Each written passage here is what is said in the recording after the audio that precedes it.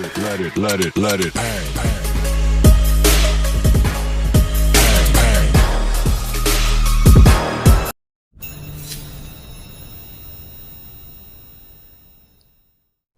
Hello students, जीत की तैयारी 2023 में अब हम लेकर आए हैं chapter number 11 class 10th physics. यहाँ पर हम करने जा रहे हैं क्विक रिवीजन इस चैप्टर का नाम है human I and colourful world. तो सबसे पहले जो हम बात करेंगे ह्यूमन आई की। It is the wonderful gift of nature to the human body. Second हम बात करते हैं ह्यूमन आई का जो साइज है और जो शेप है वो क्या है। तो ह्यूमन आई का जो शेप होता है वो स्फेरिकल होता है और इसका डायमीटर की बात करें तो इसका डायमीटर होता है 2.5 सेंटीमीटर। तो यहाँ पर आप लोग शॉर्ट नोट्स बनाते रहिए, कॉपी पेन निकाल लीजिए। नेक्स्ट हम चलते हैं parts of human I students. तो स्टूडेंट्स अब हम बात करेंगे पार्ट्स ऑफ ह्यूमन आई की, और इसके लिए हमें एक डायग्राम की ज़रूरत थी। डायग्राम हमने यहाँ पे बनाया हुआ है जिससे कि हम सारे पार्ट्स जो भी हमें समझना है, सारे फंक्शंस उसके पार्ट्स के हमें क्लियरली समझ में आ सकें। तो सबसे पहले जिस पार्ट की हम लोग बात करेंगे स्टूडेंट्स वो है कॉर्निया। और यहाँ पर कॉर्निया के बारे में हमने लिख भी दिया, उसके फंक्शंस लिख दिए हैं क्या क्या हैं। तो students it is the protective and front layer. ये फ्रंट लेयर है आँख की। लाइट जब एंटर करेगी तो सबसे पहले जो लेयर पड़ेगी वो लाइट ये एंटर कर रही है, ठीक है, ये लाइट अंदर जा रही है, ये रे ऑफ लाइट है। तो इसमें सबसे पहले उसको आँख के जिस पार्ट से पास होना है वो कॉर्निया ही होगा। प्रोटेक्टिव लेयर है। अब ये प्रोटेक्टिव क्यों है? क्योंकि लेंस को प्रोटेक्ट करती है। ये जो है लेंस को प्रोटेक्टिव करती है। हवा के अंदर छोटे छोटे धूल मिट्टी के पार्टिकल्स होते हैं। अब ये हमारी आँख में आ जाते हैं तो ये पार्टिकल्स को रोकती है, इन छोटे पार्टिकल्स को रोकती है लेंस पर जाने से। क्योंकि लेंस पर अगर ये पार्टिकल्स गए तो लेंस डैमेज हो सकता है, तो इसलिए इसको प्रोटेक्टिव लेयर भी कहा जाता है। थिन मेम्ब्रेन है, ये ट्रांसपेरेंट है, लाइट्स को अलाउ करती है एंटर करने के लिए। It is made by transparent membrane, light enters the I through cornea. तो स्टूडेंट्स कॉर्निया के बाद हम लोग डिस्कस करेंगे आइरिस पे। स्टूडेंट्स जो आँखों का कलर होता है ना वो आइरिस की वजह से ही होता है। आपने बहुत सारे लोगों की आँखें देखी होंगी और उनकी आँख का जो कलर है वो डिफरेंट देखा होगा। किसी की आँख ब्लैक है, किसी की ब्राउन है, एक होते हैं कंजी आँखें हैं किसी की, है ना, और किसी की ग्रीनिश हैं, किसी की ब्लूइश हैं। तो स्टूडेंट्स आँख के इस पार्ट को देखो, जब आँख को आप फ्रंट से देख रहे हैं तो कुछ इस तरीके का जो पार्ट आँख में दिख रहा है आपको, इसी को हम कहते हैं आइरिस। और इस आइरिस के बीच में एक होल है, ये सर्कुलर होल है, इसको हम लोग कहते हैं स्टूडेंट्स पपिल। पपिल की बात हम लोग करेंगे उससे पहले iris dark and colourful muscular diaphragm है, ये is called iris. It is the responsible for colour of the eye, ठीक है, यही आँख के कलर को बनाता है, इसी पे आँख का कलर डिपेंड करता है आइरिस पे। जिस कलर का आइरिस उसी कलर की आपकी आँख कहलाएगी। नेक्स्ट हम बात करेंगे पपिल की। Small circular hole in the centre of iris. Iris के सेंटर में एक छोटा सर्कुलर होल है।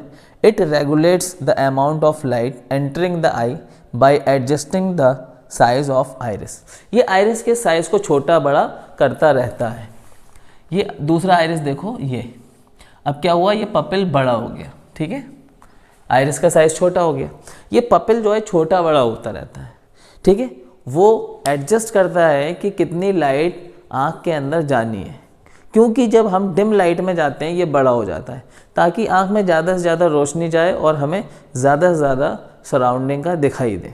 और जब हम ब्राइट लाइट में जाते हैं ये छोटा हो जाता है ताकि कम से कम लाइट आँख के अंदर जाए और लेंस को किसी भी तरह की कोई प्रॉब्लम ना हो, लेंस पे कोई भी असर ना पड़े लाइट का। क्योंकि ज़्यादा लाइट, जब ब्राइट लाइट बहुत ज़्यादा अंदर जाएगी तो उससे लेंस में प्रॉब्लम हो सकती है। इसलिए एडजस्ट करता है लाइट को कि कितनी लाइट जानी है, छोटा बड़ा होता रहता है और आइरिस के साइज़ को छोटा बड़ा करता रहता है पपिल। नेक्स्ट है स्टूडेंट्स हमारे पास सिलेरी मसल्स। तो स्टूडेंट्स यहाँ पर लेंस के जस्ट ऊपर ठीक है। ये तो आइरिस हो गया लेंस के जस्ट ऊपर, और इसके जस्ट पीछे आइरिस से ही जुड़ी हुई, है ना, आइरिस से ही जुड़ी हुई सिलेरी मसल्स होती हैं, ये होल्ड करती हैं लेंस को होल्ड करती हैं, ठीक है students. It holds the eye lens at its proper position, it change the size of eye lens, और ये आँख के इस लेंस का साइज भी चेंज करती रहती हैं। ये जो हमारा लेंस है ना आँख का, ये एक जेली फ्लूइड होता है, ठीक है। इस लेंस को छोटा बड़ा करने का काम, ठीक है, इसके कर्वेचर को कम करना, इसके कर्वेचर को ज़्यादा करना, ठीक है, ये काम करता है सिलेरी मसल्स। क्योंकि जब हम पास की चीज़ देख रहे हैं तो हमें आँख के लेंस का जो कर्वेचर है वो ज़्यादा चाहिए, और जब हम दूर की चीज़ देख रहे हैं तो आँख के लेंस का जो कर्वेचर होना चाहिए वो कम हो, ठीक है। तो ये काम कौन करेगा, ये काम करेंगी सिलेरी मसल्स। सिलेरी मसल्स क्या करती हैं, रिलैक्स हो जाती हैं, कॉन्ट्रैक्ट हो जाती हैं। उसकी वजह से क्या होता है, लेंस हमारा रिलैक्स हो जाता है।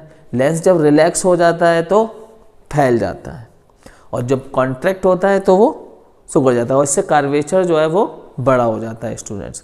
आगे हम बात करेंगे लेंस, आई लेंस स्टूडेंट्स। तो स्टूडेंट्स आई लेंस सबसे इम्पॉर्टेंट पार्ट है हमारी आँख का।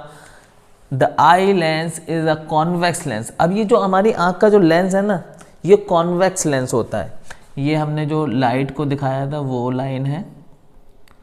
ये जो हमारा आँख का लेंस है वो किस तरह का लेंस है, किस तरह से काम करता है, ये कॉन्वेक्स लेंस है students, made by the transparent jelly like material. यही तो हम बात कर रहे थे कि ये जो हमारी आँख का जो लेंस है वो जेली लाइक फ्लूइड से बना होता है, और ये जो फ्लूइड्स है वो विटामिन एंड प्रोटीन से बना होता है, ठीक है। तो ये नेचुरल लेंस है, ठीक है। यहाँ से लाइट एंटर करेगी और ये लाइट को क्या करेगा, कन्वर्ज करेगा, और ये पीछे जो हम देख रहे हैं दीवार सी, ये है हमारी रेटिना। रेटिना की बात करते हैं अभी, जहाँ पर इमेज फॉर्म्ड होती है। तो सेकंड लेंस के बाद हमारा क्या है, अच्छा ये जो हमारा लेंस है ना, ये छोटा बड़ा हो सकता है, जैसे कि हमने बात करी, ये अपने कर्वेचर को बढ़ा लेता है, कभी अपने कर्वेचर को कम कर लेता है, और हेल्प कौन करता है इसकी, हेल्प करता है सिलेरी मसल्स। तो नेक्स्ट हमारे पास है retina. It is the screen of the I, a real and inverted image form on the retina. तो ये जो आप देख रहे हैं ना, ये जो बाउंड्री देख रहे हैं, ये वाली, ये क्या है, ये है रेटिना, और ये है स्क्रीन जहाँ पर इमेज फॉर्म्ड होगी। जब यहाँ से रेजेस जाएंगी तो यहाँ रेटिना पे, स्क्रीन पे एक इमेज फॉर्म्ड करेगी। अब क्योंकि हमारा आँख का लेंस कैसा है, कॉन्वेक्स, तो कैसी इमेज फॉर्म करेगा, रियल एंड इन्वर्टेड इमेज वहाँ पर फॉर्म्ड होगी रेटिना पर। रेटिना क्या है, रेटिना स्क्रीन ऑफ द आई है। नेक्स्ट है हमारे पास ऑप्टिक नर्व, जो कि आप यहाँ पे देख रहे हैं रेटिना के जस्ट पीछे, यहाँ पर ये है ऑप्टिक नर्व। अब जब इमेज फॉर्म्ड हो जाएगी तो ये ऑप्टिक नर्व जो है वो इस इमेज को एक इलेक्ट्रिकल सिग्नल में चेंज करके ब्रेन तक ले जाएंगे, ठीक है।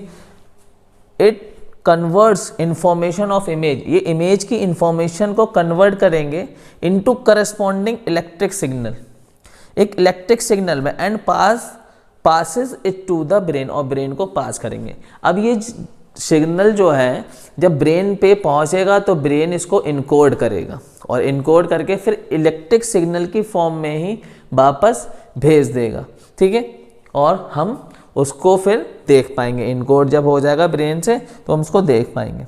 नेक्स्ट है हमारे पास रॉड्स एंड कोन्स।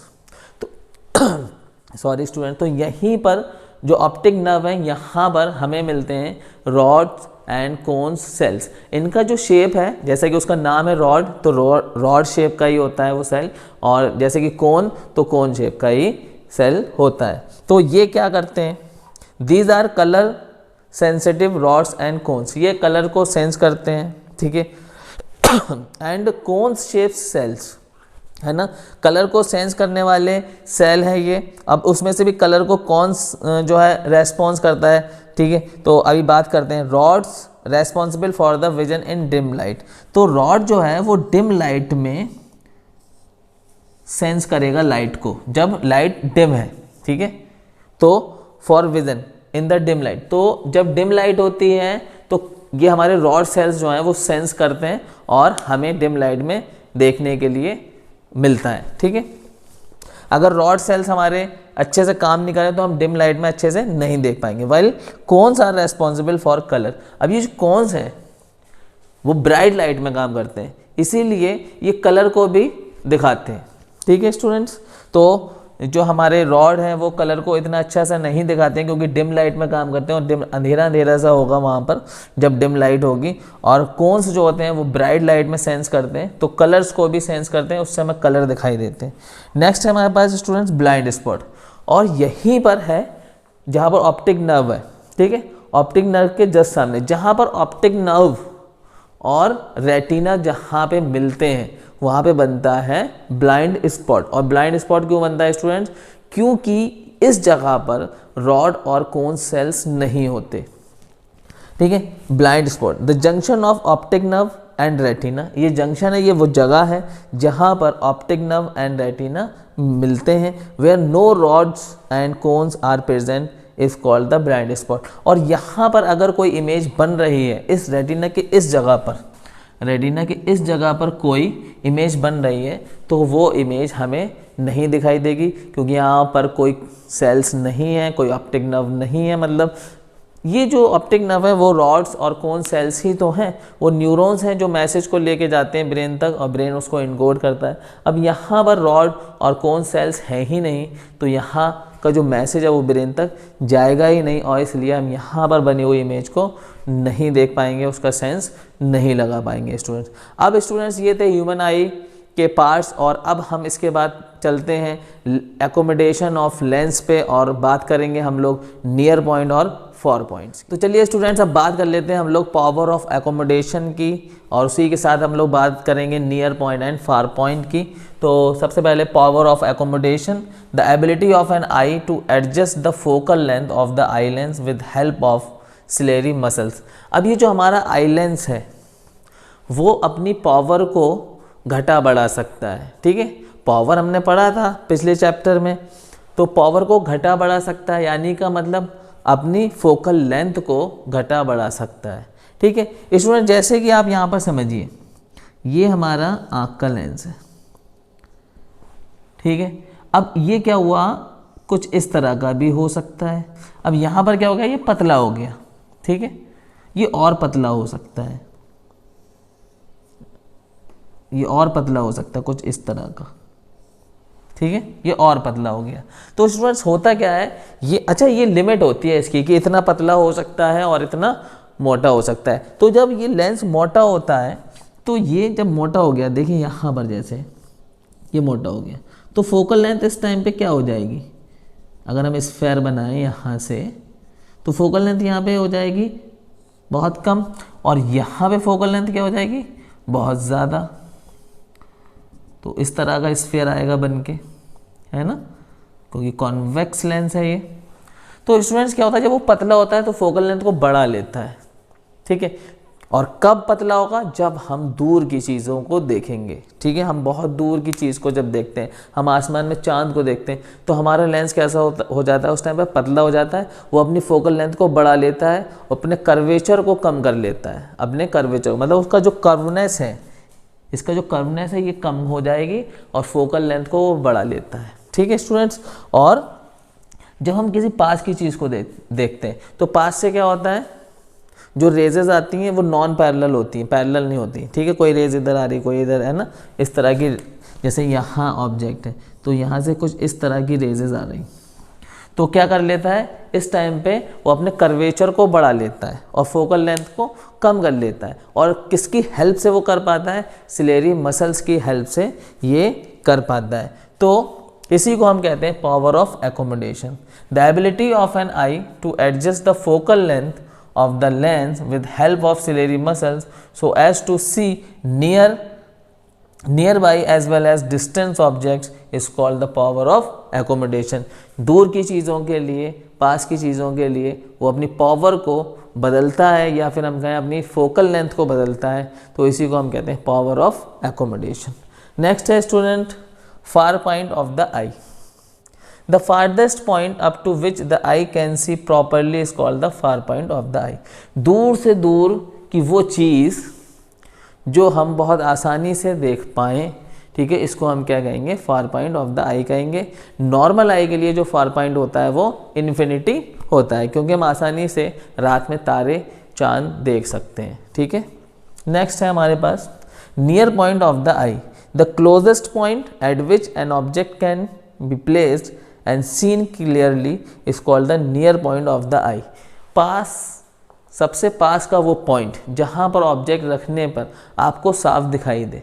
तो हमें साफ कहाँ तक दिखाई देगा, जब ऑब्जेक्ट 20 हमारी आँख से 25, नॉर्मल आँख के लिए बात कर रहे हैं, नॉर्मल आई के लिए बात कर रहे हैं, 25 होता है नियर पॉइंट।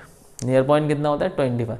आँख से 25 सेंटीमीटर की डिस्टेंस पे अगर ऑब्जेक्ट रखा है तो क्लियरली सीन होगा एक नॉर्मल आई को, ठीक है। और 25 से वो अंदर की तरफ आएगा, है ना, 20 सेंटीमीटर पे आ गया तो फिर वो चीज़ ब्लर होने लगेगी। हम इस तरीके से रखें ना ऑब्जेक्ट, हम पढ़ नहीं पाएंगे क्या लिखा हुआ है। बहुत करीब लाएंगे तो पढ़ नहीं पाएंगे कि यहाँ पर क्या लिखा हुआ है, ठीक है। या फिर हम बहुत करीब लाएं बुक को, तो बुक के जो उसमें लेटर्स हैं, जो वर्ड्स बने हुए हैं ना, वो हमें ब्लर होते चले जाएंगे और बहुत करीब लाने पे बिल्कुल दिखाई नहीं देंगे।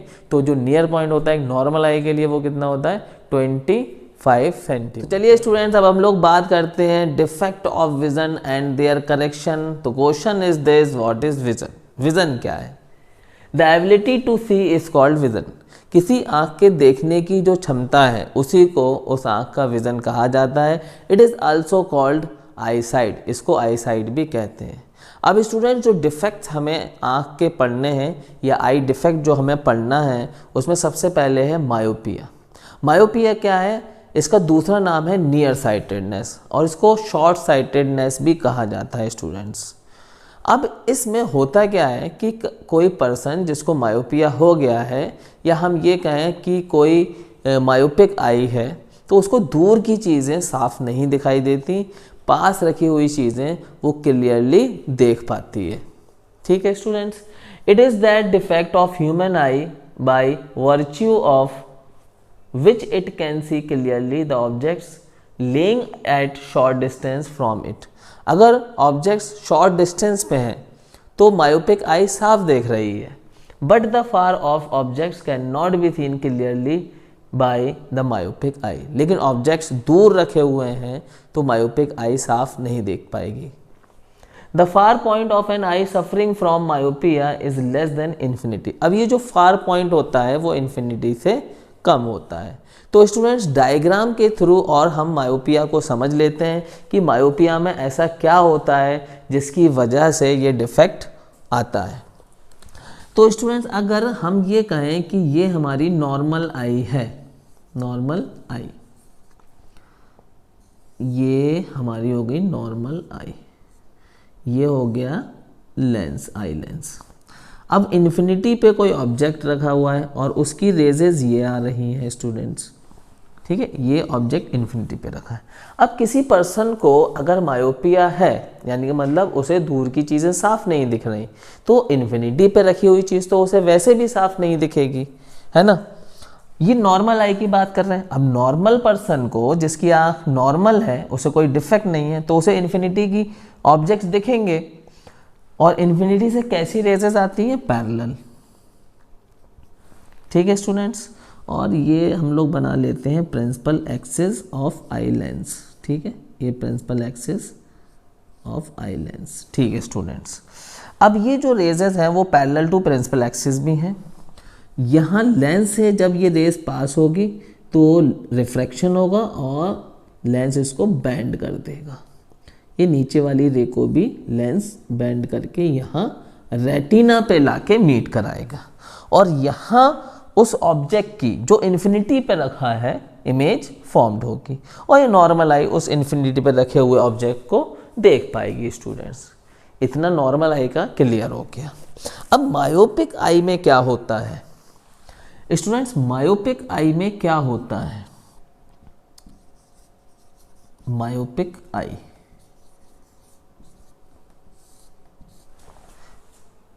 स्टूडेंट्स होता क्या है? ये हमारी आँख है,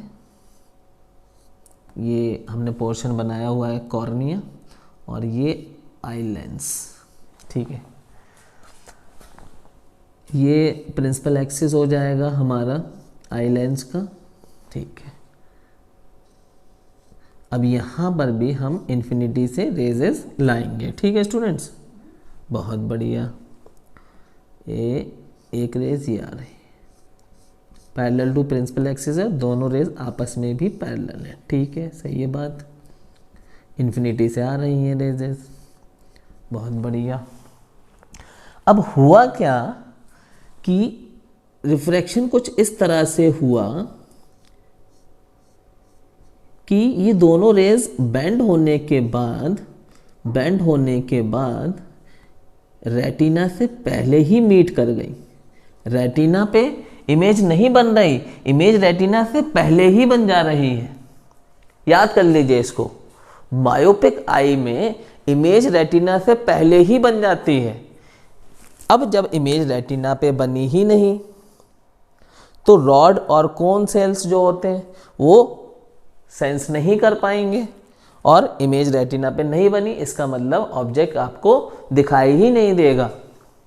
इमेज रेटिना पर जब तक नहीं बनेगी जब तक ऑब्जेक्ट आपको नहीं दिखाई देगा, ठीक है। तो इमेज रेटिना पर बननी होगी। नॉर्मल आई में इमेज रेटिना पे बन रही थी इन्फिनिटी के ऑब्जेक्ट की, लेकिन मायोपिक आई में इमेज रेटिना पर नहीं बन रही, रेटिना से पहले ही बन जाती है इमेज और इस वजह से ऑब्जेक्ट नहीं दिखाई दे रहा है।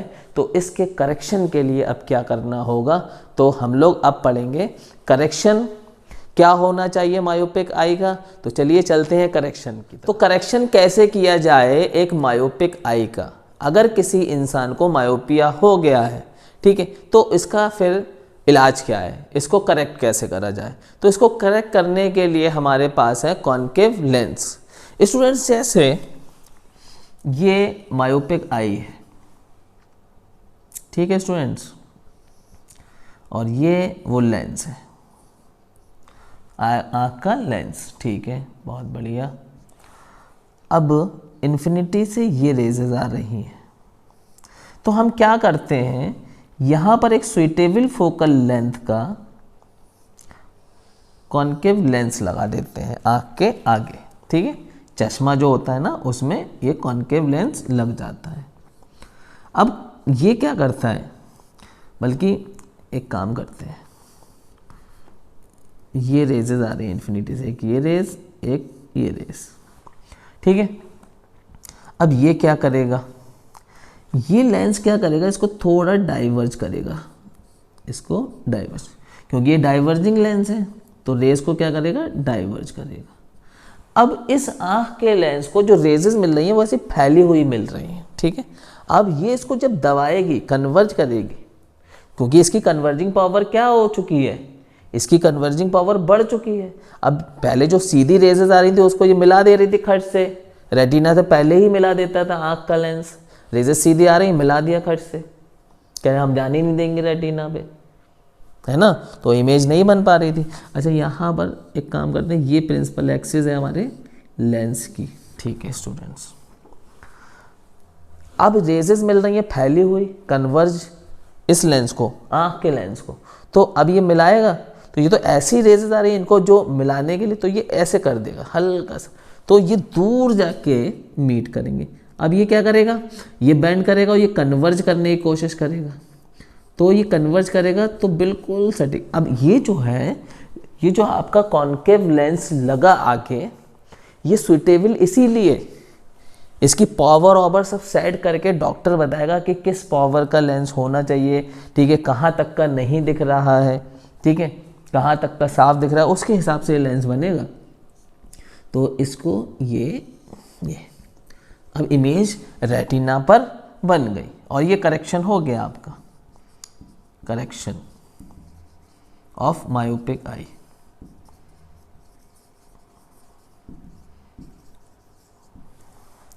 तो क्या यूज होता है यहाँ पर, कॉन्केव लेंस। अच्छा यहाँ पे एक शॉर्टकट यहाँ पर मैं आपको दे देता हूँ, M&D, बहुत बढ़िया शॉर्टकट है, बहुत ही बढ़िया शॉर्टकट है M&D। M का मतलब मायोपिया, N का मतलब नियर साइटेडनेस और D का मतलब डाइवर्जिंग लेंस यूज होगा इसके करेक्शन में। MND।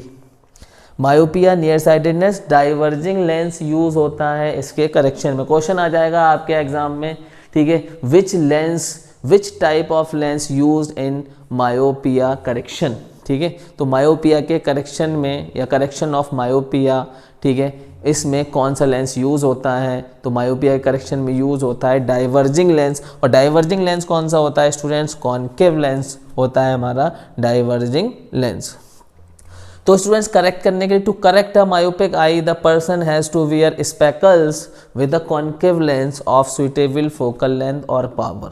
तो हमें उसी हिसाब की जो है पावर या उसी हिसाब से कि जो आँख है जिसको मायोपिया हुआ है उसे कितनी पास तक का दिख रहा है, उस हिसाब से सुइटेबल फोकल लेंथ का हमें कॉन्केव लेंस लगाना पड़ेगा, ठीक है।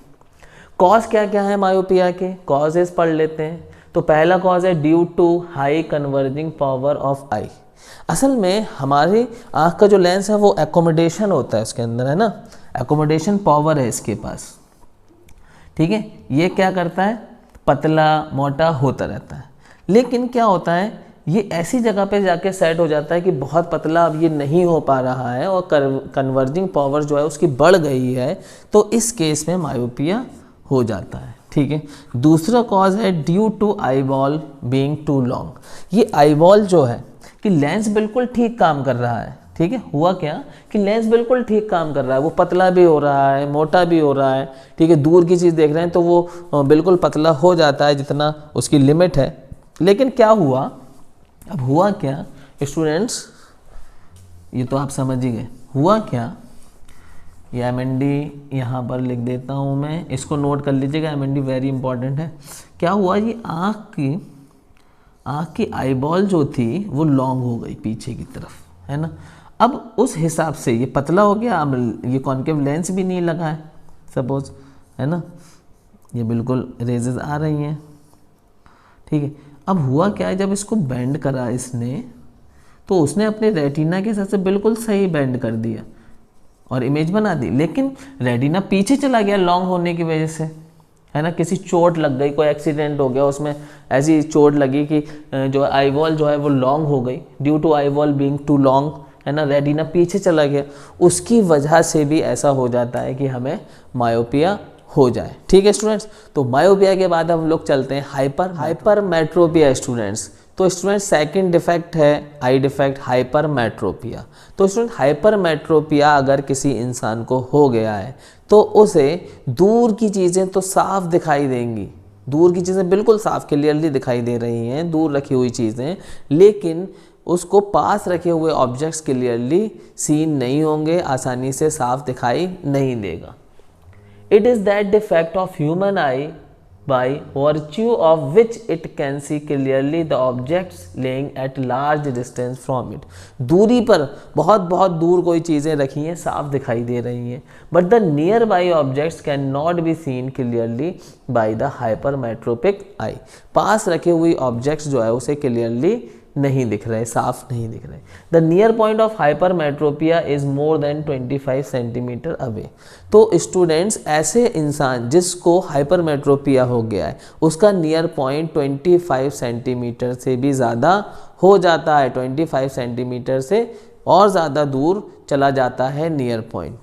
तो स्टूडेंट्स बात करते हैं ये हाइपरमेट्रोपिया में होता क्या है। तो सबसे पहले नॉर्मल आई की बात करें, नॉर्मल आई की बात करें, अगर ये हमारी नॉर्मल आई है स्टूडेंट्स,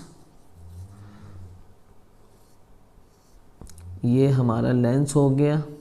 अब कोई ऑब्जेक्ट यहाँ पर रखा है, ठीक है, ये प्रिंसिपल एक्सिस हो गई आई लेंस के लिए। अब ये रेज गई यहाँ पर, अब ये लेंस क्या करेगा, इसको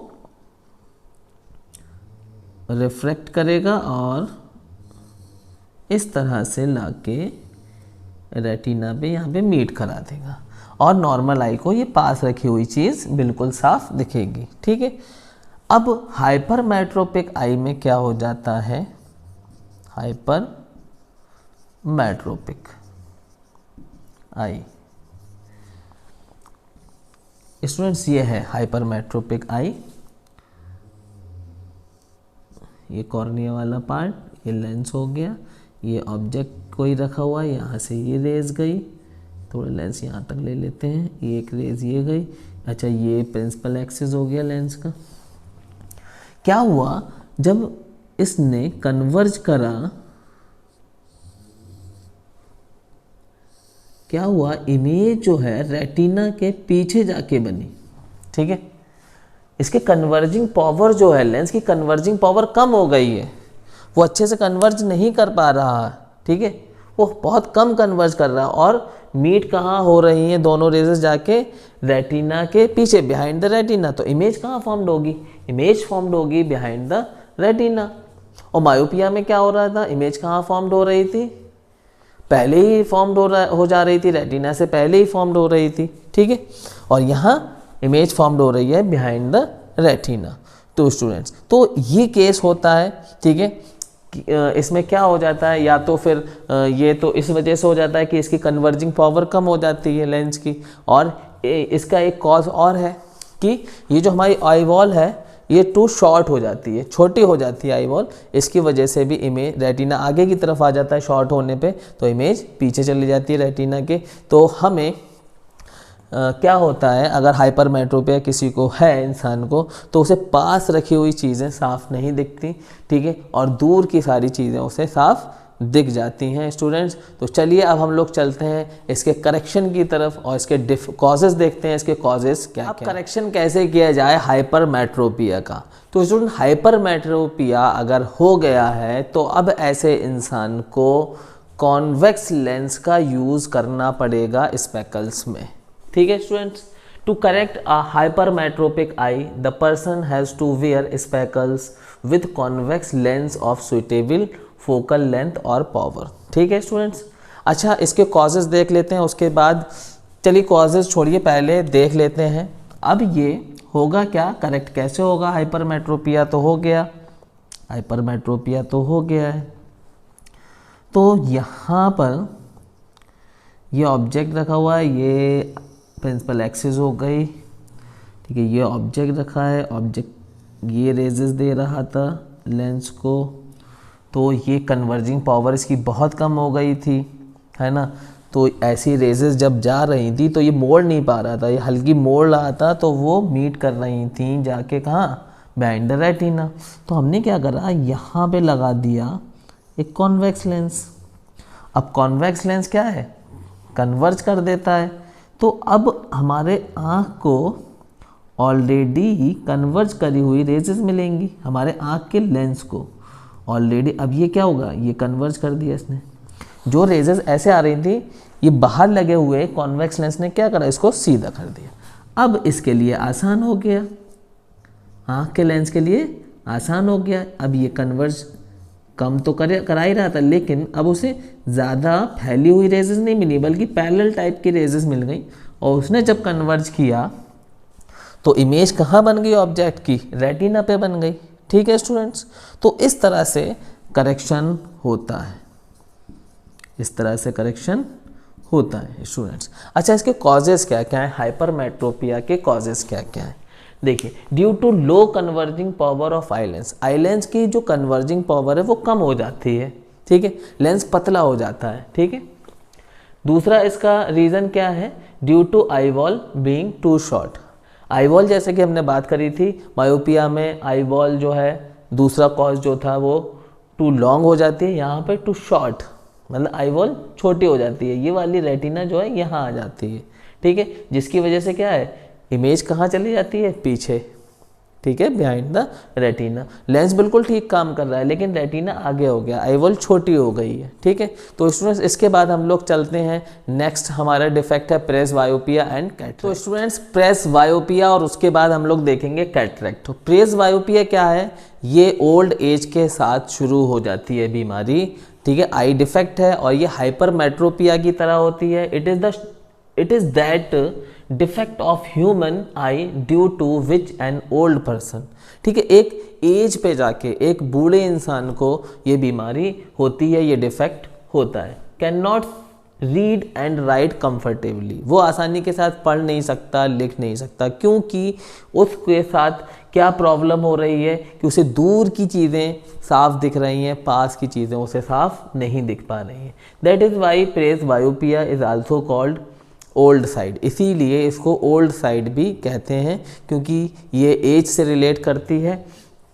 ठीक है, the near point of old person having presbyopia gradually recedes and becomes much more than 25 centimetre away. तो उसका जो नियर पॉइंट है उस पर्सन का, उस ओल्ड पर्सन का, वो 25 सेंटीमीटर से दूर चला जाता है, आगे चला जाता है। ठीक है, प्रेसबायोपिया का जो डिफेक्ट हुआ है, जो प्रेसबायोपिया हुआ है, तो इसका जो करेक्शन है सेम बिल्कुल हाइपरमेट्रोपिया की तरह ही होता है, कॉन्वेक्स लेंस का यूज़ करना पड़ेगा।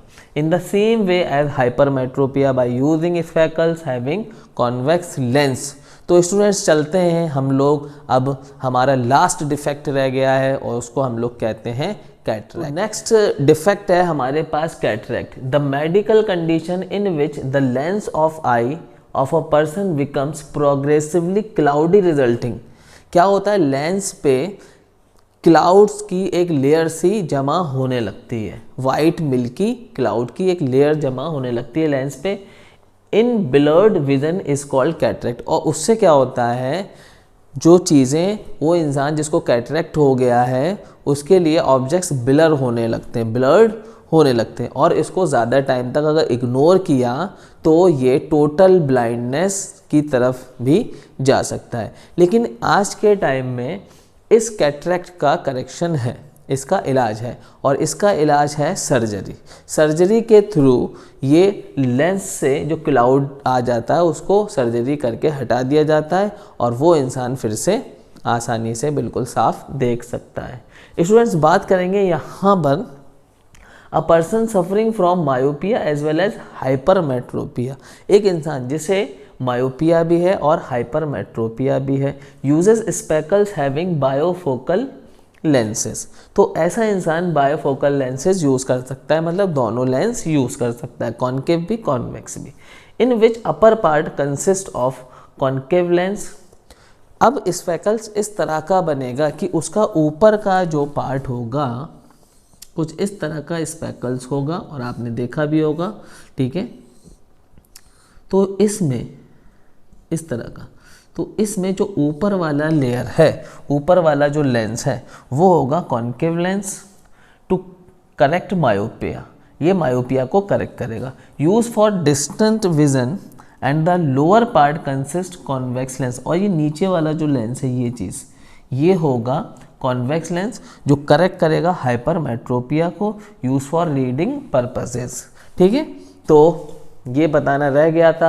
अब ये जो ह्यूमन आई वाला पार्ट था हमारा, ह्यूमन आई वाला, ये पार्ट कंप्लीट हो गया है। अब हम लोग चलते हैं कलरफुल वर्ड की तरफ। हम लोग मूव करते हैं कलरफुल वर्ड की तरफ, और यहाँ पर हम बात करेंगे ग्लास स्लैब की। तो ग्लास स्लैब में क्या होता है कि जब हम रिफ्रैक्शन का फिनोमेना यहाँ पर देखेंगे तो देखिए होगा क्या, ये हमारा ग्लास स्लैब है। ठीक है, ये हमारा ग्लास स्लैब है, यहाँ पर लिख लेते हैं ग्लास स्लैब। तो ये हो गया मीडियम ग्लास का, और यहाँ पर मीडियम एयर है, और यहाँ पर भी मीडियम एयर है। अब क्या हुआ, ये एक रे आई, इसको हम लोग कहेंगे इंसिडेंट रे, और यहाँ पर बन जाएगा नॉर्मल। ठीक है स्टूडेंट्स, अब यहाँ क्या होगा, जैसे ही ये रे ग्लास में एंटर करेगी ये बेंड हो जाएगी टुवर्ड्स नॉर्मल। ठीक है स्टूडेंट्स, और यहाँ तक वो ग्लास में चलेगी। अब क्या होगा, अब इस रे को फिर से बाहर एयर में आना है। अच्छा, ये जो नॉर्मल के साथ ये जो एंगल बना, ये जो, अच्छा रे हुई, उसको हम पहले बात कर ले रे की। तो रे कौन सी है, ये रिफ्रैक्टेड रे, और ये जो एंगल बना वो है एंगल ऑफ रिफ्लेक्शन, और ये एंगल जो है वो है एंगल ऑफ इंसिडेंस। ठीक है स्टूडेंट्स, अब यहाँ से फिर से वापस आना है एयर में। तो क्या होगा, इस बार जब वो बेंड होगी तो डेंसर टू रेयरर है, तो अवे फ्रॉम द नॉर्मल ये बेंडिंग होगी, और ये एंगल जो बनेगा इसको हम कहते हैं एंगल ऑफ इमर्जेंस, है ना, और इस रे को कहते हैं इमर्जेंट रे। ठीक है स्टूडेंट्स, क्या कहते हैं, इमर्जेंट रे। तो हमने यहाँ देखा कि अगर ये रिफ्रैक्शन नहीं होता तो ये इंसिडेंट रे इस पाथ से होते हुए चली जाती, ठीक है। तो इंसिडेंट रे जो है वो क्या, पैरेलल शिफ्टिंग हो गई, यहाँ पर हम कहें कि पैरेलल शिफ्ट हो गई है। तो इमर्जेंट रे जो है वो पैरेलल है इंसिडेंट रे के। तो फर्स्ट पॉइंट पे बात करें हम लोग, यही कहा गया है, in refraction through a glass slab the emergent ray is parallel to the incident ray. Emergent ray incident ray के पैरेलल हो जाती है या होती है। नेक्स्ट हम बात करें तो यहाँ पर बात देखिए कही गई है प्रिज्म के लिए, कि बताया गया कि प्रिज्म में ऐसा नहीं होता, ग्लास प्रिज्म में ऐसा बिल्कुल भी देखने के लिए नहीं मिलता है। In refraction through a glass prism the emergent ray is not parallel to the incident ray, ठीक है। ग्लास प्रिज्म में हमें ये चीज़ देखने के लिए नहीं मिल रही। अच्छा स्टूडेंट्स, बात कर लें यहाँ पे ग्लास प्रिज्म की। तो ग्लास प्रिज्म में क्या होता है, इसके जो फेसेस हैं उनकी बात कर लें।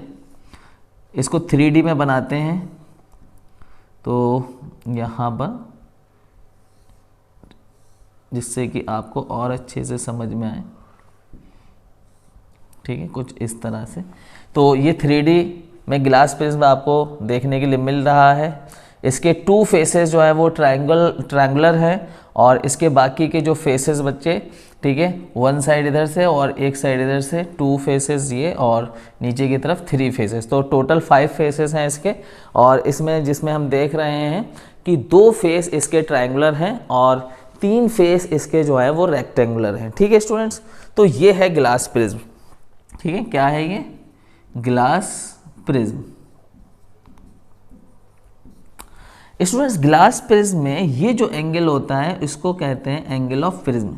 अब देखिए, इसको हम बिल्कुल फ्रंट से देखें तो ये चीज़ हमें दिखाई देगी। स्टूडेंट्स, ये जो एंगल है, ठीक है, ये एंगल जो होता है उसको हम कहते हैं एंगल ऑफ प्रिज्म, और इसको ए से हम लोग दिखाते हैं, डिनोट करते हैं, ठीक है स्टूडेंट्स। अब यहाँ से क्या हुआ स्टूडेंट्स, ये एक इंसिडेंट रे आई, ठीक है स्टूडेंट्स, ये एक इंसिडेंट रे आ रही है, ये, ठीक है, ये इधर से जा रही है इंसिडेंट रे, ये इंसिडेंट। अब होगा क्या, नॉर्मल तो सरफेस पे परपेंडिकुलर होता है, तो ये आ जाएगा नॉर्मल, ठीक है स्टूडेंट्स। तो ये हो जाएगा आपका एंगल आई स्टूडेंट्स, ठीक है स्टूडेंट्स। अब यहाँ से क्या होगा, ग्लास प्रिज्म है तो ये रेयरर मीडियम, ये डेंसर मीडियम, तो नॉर्मल की तरफ बेंड हो जाएगी, तो ये कुछ इस तरह से जाएगी। अब ये जो रे है ये इंसिडेंट रे स्टूडेंट्स, ये रिफ्रैक्टेड रे स्टूडेंट्स, रिफ्रैक्टेड रे, और ये एंगल बना स्टूडेंट्स एंगल ऑफ रिफ्लेक्शन, ठीक है स्टूडेंट्स। अब यहाँ से स्टूडेंट्स यहाँ तक उसे ग्लास में चलना पड़ेगा।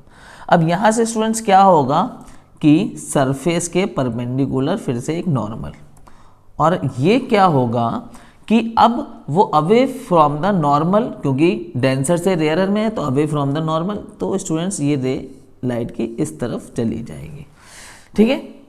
तो ये जो एंगल होगा स्टूडेंट्स, ये जो एंगल होगा वो होगा एंगल ऑफ इमर्जेंस। क्या होगा, angle of emergence students, angle of emergence, ठीक है स्टूडेंट्स। और इसको कहेंगे हम रे ऑफ इमर्जेंट, ठीक है, या इमर्जेंट रे, इमर्जेंट रे, ठीक है स्टूडेंट्स। अब स्टूडेंट्स हम देखें कि ये जो इसका रे का, इंसिडेंट रे का रियल जो हमारी लाइट की रे थी वो ये थी, तो इसका पाथ ये था स्टूडेंट्स, इसका पाथ ये था, इसको ऐसे जाना चाहिए था अगर रिफ्रैक्शन नहीं होता, ठीक है। लेकिन वो ऐसे ना जाके ये इसको पीछे की तरफ लाएं, इसको पीछे की तरफ लाएं, यहाँ से ए हटा देते हैं हम लोग और यहाँ लिख देते हैं, ठीक है स्टूडेंट्स। इस रे को ऐसे जाना था, रिफ्रैक्शन नहीं होता, ऐसे जाती स्टूडेंट्स, ठीक है। अब रियल में इमर्जेंट रे इधर हो गई है, यानी का मतलब स्टूडेंट्स ये जो लाइट की रे थी वो अपने पास से डेविएट हो गई है, मुड़ गई है, और कितने डिग्री के एंगल पे मुड़ी है, ये वो एंगल होगा। और इसी को कहते हैं स्टूडेंट्स हम लोग एंगल ऑफ डेविएशन। क्या कहते हैं इसको, एंगल ऑफ डेविएशन, ठीक है स्टूडेंट, और इसको डेल्टा से हम लोग डिनोट करते हैं या फिर डी से भी डिनोट हम लोग इसको करते हैं। ठीक है, क्या है, एंगल ऑफ डेविएशन कहाँ पे हुआ कि वो रियल पाथ से अपने कितना डेविएट हो गई, कितना मुड़ गई, तो ये मुड़ गई, इस एंगल पे मुड़ गई, तो इसको कहते हैं एंगल ऑफ डेविएशन स्टूडेंट्स। ठीक है स्टूडेंट्स, तो यहाँ पर ये हुआ एंगल ऑफ इंसिडेंट, ये एंगल ऑफ रिफ्रैक्शन और ये एंगल ऑफ इमर्जेंट स्टूडेंट्स। अच्छा, यहाँ पे बात करें स्टूडेंट्स, एक रिलेशन हमें यहाँ पे देखने को मिलता है कि angle of prism plus angle of deviation equal होता है एंगल ऑफ इंसिडेंस या incidence, angle of incidence plus angle of emergence. ठीक है, ये रिलेशन हमें देखने के लिए मिलता है। ठीक है स्टूडेंट्स, तो हमने यहाँ पर प्रिज्म में देखा कि किस तरीके से रिफ्रैक्शन हो रहा है और क्या फिनोमेना सामने आ रहा है। ठीक है, तो refraction of light through a prism students, when a ray of light passes through a prism it bends towards the base of prism. सबसे पहले जब यहाँ से लाइट एंटर करी तो वो बेंड होगी बेस की तरफ। तो स्टूडेंट्स ये प्रिज्म का बेस होगा, ये प्रिज्म का बेस होगा स्टूडेंट्स।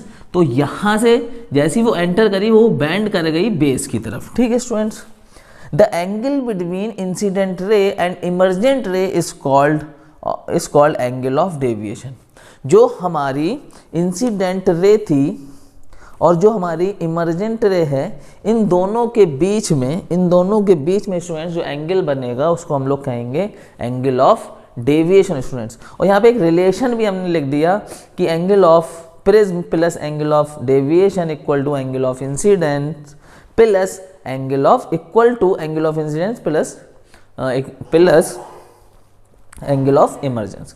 ठीक है, angle A plus angle D equal to angle I plus angle E students. ठीक है, तो हमने देखा यहाँ पर ये बहुत ही इंपॉर्टेंट है, एंगल ऑफ डेविएशन बहुत इंपॉर्टेंट है स्टूडेंट्स। तो चलिए, हमने यहाँ पे प्रिज्म की भी बात की, अब स्टूडेंट्स हम लोग चलते हैं dispersion of light. Now dispersion of light, तो स्टूडेंट्स सर इसाक न्यूटन ने 1665 में डिस्पर्जन ऑफ लाइट की डिस्कवरी कर दी। ठीक है, बहुत बड़ी डिस्कवरी थी, न्यूटन ने बहुत बड़ी डिस्कवरी की थी। ठीक है, तो क्या होता है, क्या बताया इन्होंने, ठीक है, इन्होंने बताया कि जब कोई लाइट, वाइट लाइट एक प्रिज्म से पास होगी, वाइट लाइट जब एक प्रिज्म से पास होगी तो वो 7 कलर में टूट जाएगी। असल में इन्होंने ये बताया कि ये जो वाइट लाइट है वो मिक्सचर है 7 कलर्स का, क्योंकि उसमें 7 कलर की रेजेस हैं। किसी एक वाइट लाइट की रेज में 7 कलर से मिलके वो बनी हुई है, उसमें 7 कलर्स हैं। ठीक है, तो यहाँ पर 1 2 3 4 5 6 एंड 7 स्टूडेंट्स। तो क्या होगा, जैसे ही एक वाइट लाइट, ये क्या है स्टूडेंट्स, वाइट लाइट है, वाइट लाइट। तो स्टूडेंट्स वाइट लाइट जब एक प्रिज्म से पास होगी, ठीक है, तो दूसरी तरफ जब वो आएगी, ठीक है, प्रिज्म से होते हुए फिर वापस जब वो एयर में आएगी तो स्टूडेंट्स होगा क्या कि वो 7 कलर्स में स्प्लिट हो जाएगी, 7 कलर में बट जाएगी फिर से, जिन 7 कलर से वो मिलके बनी हुई थी। ठीक है, ये 7 कलर जो है आपस में बंधे हुए थे तो वाइट लग रहा था। ठीक है, प्रिज्म ने क्या काम किया, इस वाइट लाइट को खोल दिया और 7 कलर्स, तो ये 7 कलर्स कौन कौन से होते हैं students, violet, indigo, blue, green, yellow, orange and red students. तो हम यहाँ पर देख रहे हैं स्टूडेंट्स कि रेड कलर जो है वो डेविएट नहीं हुआ, वो ज़्यादा नहीं मुड़ा है, और वॉयलेट कलर ज़्यादा मुड़ा है। तो students the red colour is deviated least, कम से कम डेविएट होता है रेड कलर, और violet colour is deviated maximum, बहुत ज़्यादा डेविएट होता है वॉयलेट कलर। ठीक है स्टूडेंट्स, क्योंकि इसकी वेवलेंथ बहुत ज़्यादा होती है। रेड कलर की वेवलेंथ की अगर हम बात करें, वेवलेंथ को हम लोग लैम्डा से दिखाते हैं, तो बहुत हाई वेवलेंथ होती है, और वेवगोर की जो वेवलेंथ होती है वो कम होती है स्टूडेंट्स। ठीक है students, The split up of white light into 7 colors on passing through a transparent medium like a glass prism is called dispersion of light. तो स्टूडेंट्स क्या होता है, जब ग्लास प्रिज्म से कोई वाइट लाइट पास होती है तो प्रिज्म क्या करता है, या प्रिज्म की वजह से क्या होता है कि वो वाइट लाइट 7 कलर्स में स्प्लिट हो जाती है, जिन 7 कलर से मिलके वो बनी थी पहले से। ठीक है, ये प्रिज्म कोई 7 कलर बना के नहीं दे देता है, असल में वाइट लाइट पहले से ऑलरेडी 7 कलर्स से ही बनती है। ठीक है स्टूडेंट्स, तो जब वो प्रिज्म से पास हुई तो डेविएशन होने की वजह से, ठीक है, उनकी वेवलेंथ में चेंज, हर कलर की वेवलेंथ अलग अलग है, इस वेवलेंथ में चेंज होने की वजह से ये सारे कलर अलग अलग हो जाते हैं स्टूडेंट्स। तो ये था डिस्पर्जन ऑफ लाइट्स। अब यहाँ पर हम लोग बात करेंगे डिस्पर्जन ऑफ लाइट के बाद रेन। तो स्टूडेंट्स आपने रेनबो तो बहुत देखा होगा आसमान में, बहुत ही खूबसूरत नज़ारा होता है रेनबो देखने का। ठीक है, अलग ही एक्सपीरियंस होता है इसका। तो स्टूडेंट्स रेनबो बनता कैसे आज हम लोग जानते हैं। The rainbow is an arc. ठीक है, देखा ही आपने, आर्क की तरह होता है इस तरीके से, 7 कलर्स जो हैं वो इस तरह से हमें दिखाई देते हैं, आर्क की तरह होता है। ठीक है, बात of 7 colours visible in the sky which is produced by the dispersion of sun's light. तो ये जो फिनोमेना हो रहा है वो डिस्पर्जन ऑफ लाइट की वजह से हो रहा है students, by rain drops in the atmosphere. तो स्टूडेंट्स होता क्या है, ठीक है स्टूडेंट्स, होता क्या है कि ये हमारी अर्थ है स्टूडेंट्स, और सपोज दैट हम लोग यहाँ पर हैं, तो स्टूडेंट्स सन जो है यहाँ पर होना चाहिए हमारी बैक साइड में। ठीक है, और यहाँ पर स्टूडेंट्स पानी बरसा हो, स्टूडेंट्स यहाँ पर पानी बरसा हो। ठीक है स्टूडेंट्स, तो सन की जो रेजेस हैं स्टूडेंट्स यहाँ जा रही हैं, स्टूडेंट्स यहाँ जा रही हैं, सन की रेजेस यहाँ भी आ रही हैं स्टूडेंट्स। ठीक है, अब यहाँ पर क्या होगा स्टूडेंट्स कि यहाँ पर होंगी उस वाटर की, जो पानी बरसा है, छोटी छोटी ड्रॉपलेट्स स्टूडेंट्स। स्टूडेंट्स ये जो ड्रॉपलेट्स होती हैं वो बहुत ज़्यादा हैवी भी नहीं होती कि ग्रेविटी के थ्रू वो नीचे गिर जाएं, और बहुत ज़्यादा लाइट भी नहीं होती कि वो इवेपोरेट हो जाए। ठीक है, ये बहुत छोटी ड्रॉपलेट्स होती हैं स्टूडेंट्स। तो यहाँ पर स्टूडेंट्स हम लोग थोड़ा सा एक ड्रॉपलेट्स बनाते हैं, जिसको हम थोड़ा सा बड़ा करके जूम करके बनाएंगे स्टूडेंट्स। तो ये है वो ड्रॉपलेट्स स्टूडेंट्स, थोड़ा सा और सन को हम थोड़ा सा पीछे ले लेते हैं, नहीं तो आप कहेंगे सन बहुत छोटा हो गया। यहाँ पे है सन स्टूडेंट्स, ठीक है, और यहाँ से सन से ये वाइट लाइट आई स्टूडेंट्स, ये हमारी ड्रॉप है। थोड़ा सा हमने बड़ी बनाई है स्टूडेंट्स। अब क्या होता है स्टूडेंट्स, ये लाइट रे इस ड्रॉप के अंदर जाती है स्टूडेंट्स, और जैसे ही वो ड्रॉप में अंदर जाएगी तो रिफ्रैक्शन होगा और वो यहाँ पर स्टूडेंट्स हिट करेगी जाके। अब होगा क्या, टोटल इंटरनल रिफ्लेक्शन होगा स्टूडेंट्स। क्या होगा, टोटल इंटरनल रिफ्लेक्शन होगा स्टूडेंट्स। क्या होगा, टोटल इंटरनल रिफ्लेक्शन, बाहर नहीं गई स्टूडेंट्स, बल्कि वो ड्रॉप में ही रिफ्लेक्शन हो गया स्टूडेंट्स। अब क्या हुआ स्टूडेंट्स, ये रे यहाँ से फिर रिफ्लेक्ट होके ये हमारी आंख में आएगी स्टूडेंट्स। ठीक है, तो एक ड्रॉप नहीं स्टूडेंट्स, यहाँ पे हजारों लाखों ड्रॉप्स हैं स्टूडेंट्स। तो क्या हो रहा है, हमें यहाँ पर अब जब ये प्रिज्म की तरह काम करेगा, ठीक है, work as a prism students, work as a prism students. ये ड्रॉप्स जो है, पानी की जो ड्रॉप है, वो बिल्कुल प्रिज्म की तरह वर्क कर रही है स्टूडेंट्स। अब यहाँ से क्या हुआ, बिल्कुल, तो ये क्या करेगी, इस लाइट को 7 कलर्स में तोड़ देगी, स्प्लिट कर देगी, 7 कलर्स यहाँ से निकलेंगे स्टूडेंट्स। इसी तरीके से दूसरी ड्रॉप होगी, यहाँ पे बहुत सारी ड्रॉप्स होंगी स्टूडेंट्स, सबके साथ ऐसा ही हो रहा होगा स्टूडेंट्स। तो वो सारे कलर्स हमें स्टूडेंट्स एक आर्क की फॉर्म में बनते हुए आसमान में स्टूडेंट्स दिखाई देते हैं। तो ये फिनोमेना है स्टूडेंट्स रेनबो का। रेनबो पूरा डिपेंड कर रहा है डिस्पर्जन ऑफ लाइट पे स्टूडेंट्स। तारे हमें क्यों झिलमिलाते हुए दिखाई देते हैं, तो स्टूडेंट्स ये रिमझिम रिमझिम ट्विंकल ट्विंकल क्यों करते हैं तारे। असल में स्टूडेंट्स होता क्या है, ये सपोज दैट हमारी अर्थ है। अब अर्थ का है एटमॉस्फेयर स्टूडेंट्स, ये एटमॉस्फेयर है स्टूडेंट्स। अब स्टूडेंट्स ये एटमॉस्फेयर की जो डेंसिटी है ना, तो अर्थ के पास बहुत ज़्यादा डेंस है, और फिर डेंसिटी धीरे धीरे, ऑप्टिकल डेंसिटी धीरे धीरे बहुत कम हो गई है, ना के बराबर हो गई है स्टूडेंट्स। और ये थोड़े थोड़े टाइम में चेंज भी होती रहती है स्टूडेंट्स। ठीक है स्टूडेंट्स, अब यहाँ पर स्टूडेंट्स कोई स्टार है, तो इसकी रे यहाँ से चली स्टार्स की, और जैसे ही वो हमारे एटमॉस्फेयर में एंटर करेगी तो वहाँ से क्या होगा, एक रिफ्रैक्शन शुरू हो जाएगा, क्योंकि ये रेयरर मीडियम हो गया और ये डेंसर, और हर आगे आने वाली जगह डेंसर होगी हर पीछे वाले के लिए। ठीक है स्टूडेंट्स, क्योंकि यहाँ पर डेंसर कम है और यहाँ धीरे धीरे जैसे लाइट नीचे आएगी डेंसिटी, ऑप्टिकल डेंसिटी बढ़ती जा रही है स्टूडेंट्स।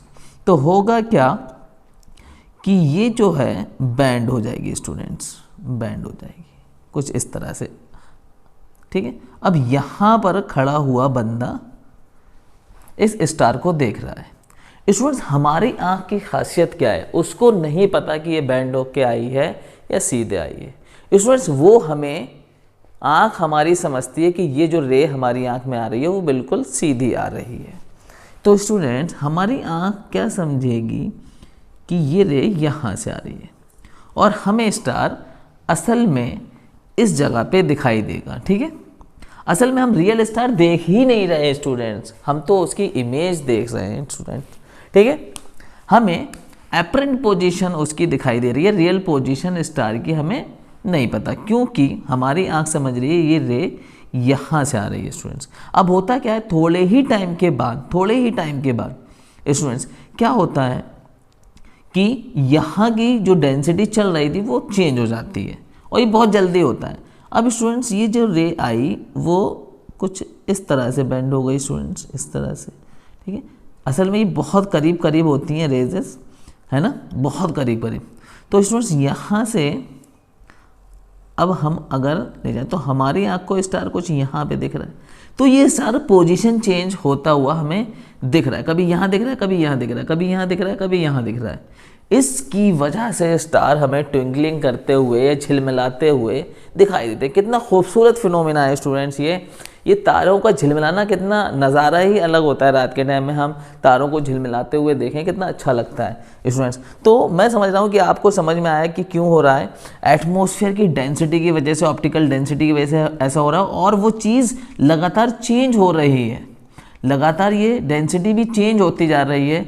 ठीक है, इसकी वजह से हमें कभी ये स्टार दिख रहा है लेकिन यहाँ दिख रहा है, और फिर कभी यहाँ दिखता है, कभी यहाँ दिखता है, कभी यहाँ दिखता है। तो इसकी वजह ये हो रही है ट्विंकलिंग। ठीक है students, the twinkling of star are due to the atmospheric refraction of star's light. Star की लाइट का एटमोस्फेरिक रिफ्रैक्शन हो रहा है यहाँ पे स्टूडेंट्स।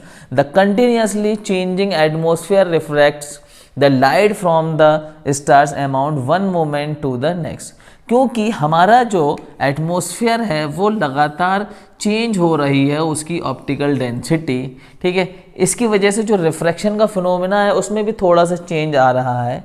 इस वजह से हमें स्टार की पोजीशन बहुत मामूली सी चेंज होती हुई पता चलती है और इसी वजह से वो हमें टिमटिमाता हुआ, झिलमिलाता हुआ, ट्विंकलिंग करता हुआ दिखता है। The star light reaching our eyes increase and decrease continuously। वो कभी बढ़ रही है कभी घट रही है due to atmospheric refraction and the stars appears to twinkle at night students। तो चलिए स्टूडेंट्स चलते हैं हम लोग स्कैटरिंग ऑफ लाइट की तरफ, और वहीं पे हम बात करेंगे टाइडल इफेक्ट की, और ये बात करेंगे कि हमें आसमान का कलर नीला क्यों दिखाई देता है। स्टूडेंट्स, स्कैटरिंग ऑफ लाइट, तो स्टूडेंट्स स्कैटरिंग ऑफ लाइट है क्या चीज़, तो ये है हमारी अर्थ। ठीक है स्टूडेंट्स, अब जो सन से लाइट आ रही है वो वाइट लाइट है। ठीक है, असल में हम जब देखते हैं अर्थ से सनलाइट को तो हमें कुछ येलो कलर की दिखती है लाइट, लेकिन ये येलो कलर नहीं है, असल में ये वाइट लाइट है। आप मून से देखें अगर सन को तो एकदम वाइट दिखेगा। ठीक है, उसकी लाइट एकदम वाइट दिखेगी। तो जो वाइट लाइट सन से आ रही है, जैसे ही वो हमारे एटमॉस्फेयर में स्टूडेंट्स एंटर करती है लाइट, ये हमारा एटमॉस्फेयर है स्टूडेंट्स, यहाँ से हमारा एटमॉस्फेयर ये शुरू हो रहा है, जैसे ही हमारे एटमॉस्फेयर में ये एंटर करती है स्टूडेंट्स, तो एटमॉस्फेयर में जो पार्टिकल्स हैं, ठीक है, जो गैसेस हैं, उनके जो पार्टिकल्स हैं वो क्या करते हैं, इस लाइट में से, क्योंकि ये लाइट में 7 कलर है, ठीक है, तो उसमें से कुछ लाइट्स को वो एब्जॉर्व कर लेते हैं स्टूडेंट्स। ठीक है स्टूडेंट्स, वो कुछ लाइट को एब्जॉर्व कर लेते हैं, और फिर अच्छा ये एब्जॉर्व करते क्यों है, क्योंकि असल में आप एटम के बारे में अगर जानते हैं तो एटम में यह है न्यूक्लियस, और यहाँ पे है फर्स्ट शेल, यहाँ पे है सेकंड शेल, स्टूडेंट्स। तो क्या होता है, ये इलेक्ट्रॉन्स लाइट को एब्जॉर्ब कर लेते हैं एक शेल से दूसरे शेल में जाने के लिए, ठीक है। एक शेल से जब इलेक्ट्रॉन्स एक शेल से, ठीक है, फर्स्ट शेल से सेकंड शेल में या फर्स्ट शेल से थर्ड शेल में जाते हैं तो उन्हें कुछ एनर्जी चाहिए होती है, तो वो एटम के जो इलेक्ट्रॉन्स हैं वो एब्जॉर्ब कर लेते हैं इस लाइट को, ठीक है।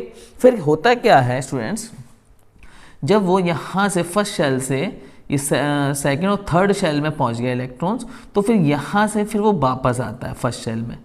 पहले जो है जो लाइट की एनर्जी है उसका यूज़ करके वो ऊपर जाता है, फिर ऊपर से नीचे आता है, तो उस लाइट की एनर्जी जो उसने एब्जॉर्व करी थी उसको रेडिएट कर देता है स्टूडेंट्स, फोटोन की फॉर्म में फिर से रेडिएट कर देता है, ठीक है स्टूडेंट्स। वही बात हमने यहाँ पे लिखी, the phenomena of absorption of light and then radiating in different direction is called scattering. अब जो लाइट बिल्कुल सीधे आ रही थी स्टूडेंट, इस मॉलिक्यूल से या इस पार्टिकल से या इस एटम से वो टकराई, तो इस एटम ने क्या करा, इसको एब्जॉर्ब कर लिया। अब वो लाइट जो सीधे आनी चाहिए थी, जब उसने रेडिएट करी तो इस फॉर्म में कर दी, ठीक है। इसी तरीके से करोड़ों अरबों जो पार्टिकल्स हैं, करोड़ों अरबों खरबों, है ना, वो क्या कर रहे हैं कि ब्लू लाइट को, मोस्टली ब्लू लाइट को वो क्या कर लेते हैं, एब्जॉर्ब कर लेते हैं और यहाँ पर रेडिएट कर देते हैं बाद में।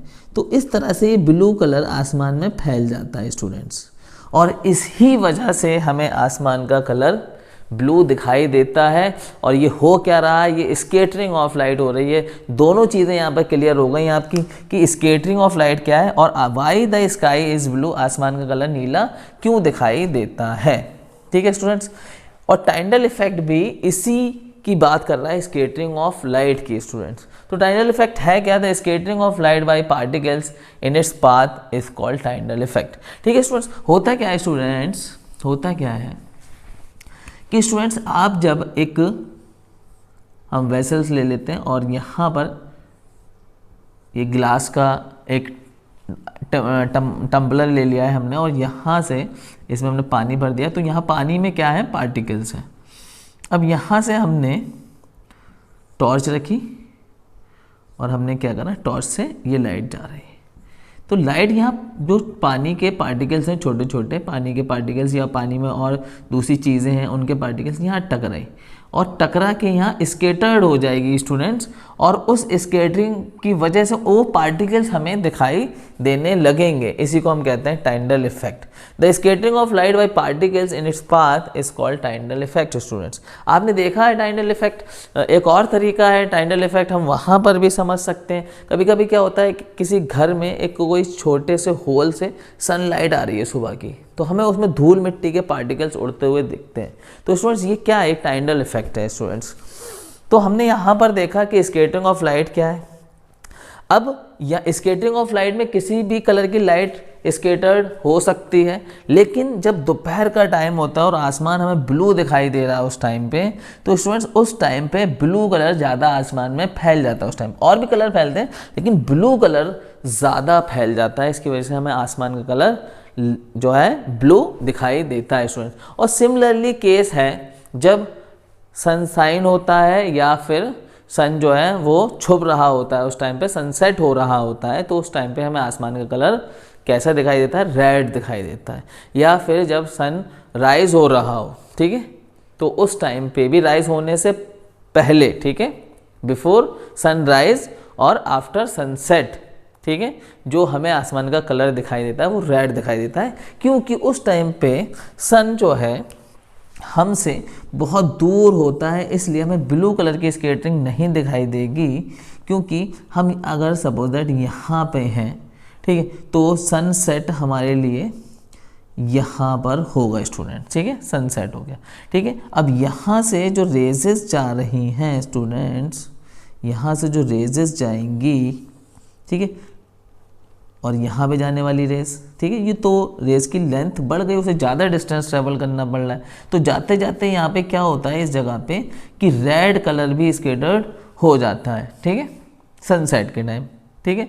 दूसरी तरफ जब सन राइज होगा, ठीक है, राइज होने से पहले स्टूडेंट हम लोग यहाँ पे, ठीक है, तो सन सेट हो गया, फिर यहाँ से ये राइज होगा, ठीक, तो उससे पहले, ठीक है, तो ये डिस्टेंस बढ़ी हुई है, तो इस टाइम पे भी हमें आसमान का कलर हल्का रेडिश कलर का दिखाई देता है स्टूडेंट्स।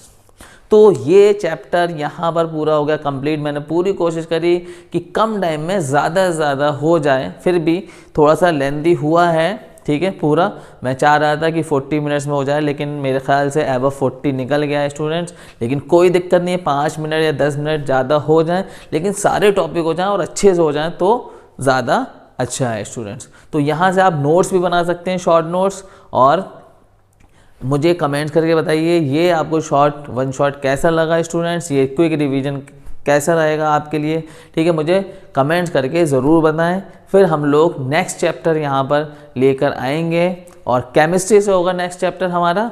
तो wish you all the best.